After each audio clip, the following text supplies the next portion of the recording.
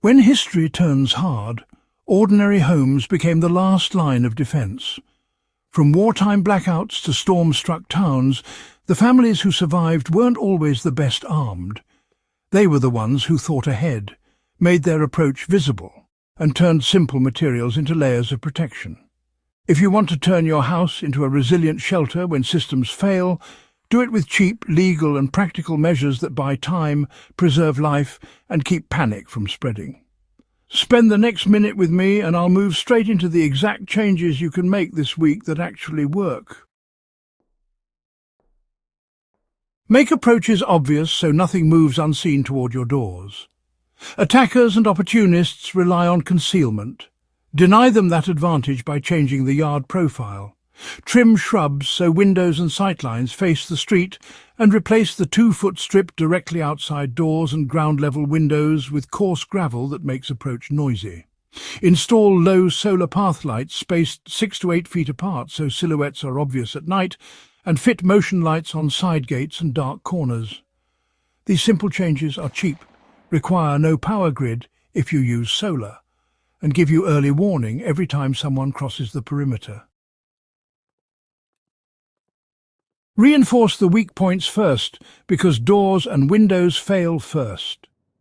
History shows that the weakest point is what attackers try first. Strengthening doors and windows is high impact and low cost. Replace short screws in strike plates and hinges with 3-inch screws so they bite into framing. Install a heavy deadbolt and a reinforced strike plate if you can. For sliding doors, drop a metal rod into the track. Apply shatter film to ground-level glass to slow entry and reduce dangerous shards. These are civil legal upgrades that add minutes of delay, and minutes are what let help arrive or let you move to safety. Create a simple safe room and a grab kit everyone can reach fast. Your safe room should be an interior space with a solid door, phone reception and a few essentials. Keep a grab kit with a charged power bank, a high-lumen flashlight, paper copies of emergency contacts, a whistle, a first aid kit, and 1 litre of water per person for 24 hours. As a rule of thumb, store at least 3 days' water per person and rotate it. Keep a longer reserve if you can. Rehearse a calm, quiet drill so everyone knows the quickest route there without shouting. Practice replaces panic with muscle memory. Layer detection and deterrents so, threats are noticed early and move away. Fortresses are layered systems, combine visible deterrents like signs or dummy cameras with low-cost detection, battery window alarms, wireless doorbells with cameras and motion lights. A gravel perimeter plus audible alarms prevents silent entry. A visible camera or sign reduces targeted attempts. Test batteries quarterly and keep spares. The goal is not confrontation but awareness. Seeing movement early changes the whole equation. Use household items to delay entry without causing harm. Delay is a non-violent defender's best friend.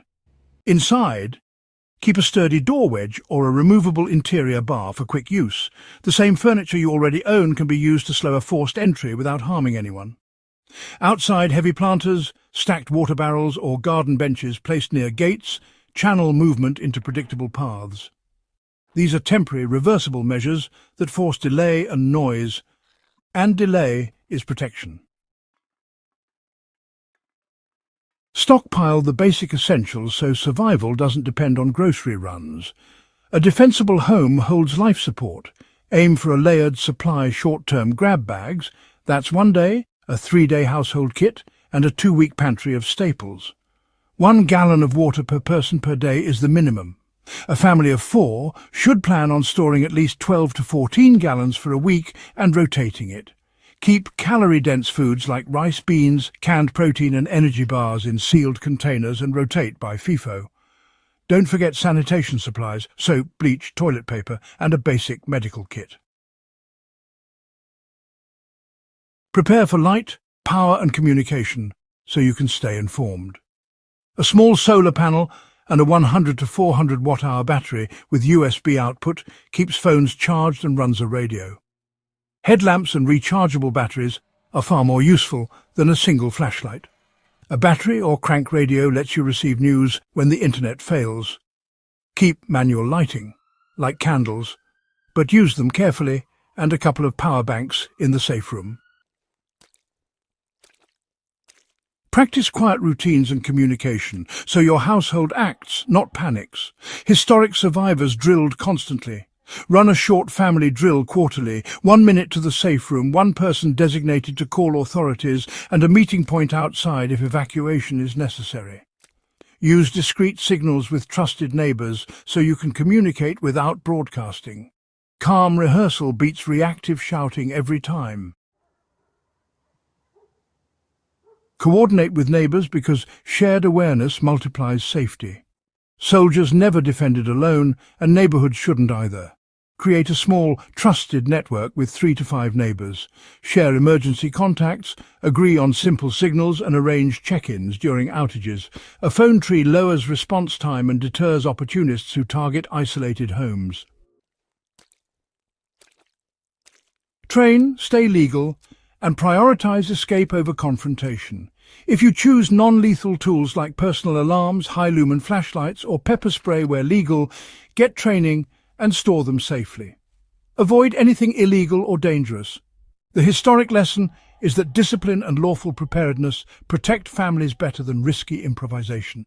Always prioritise escape and shelter over confrontation.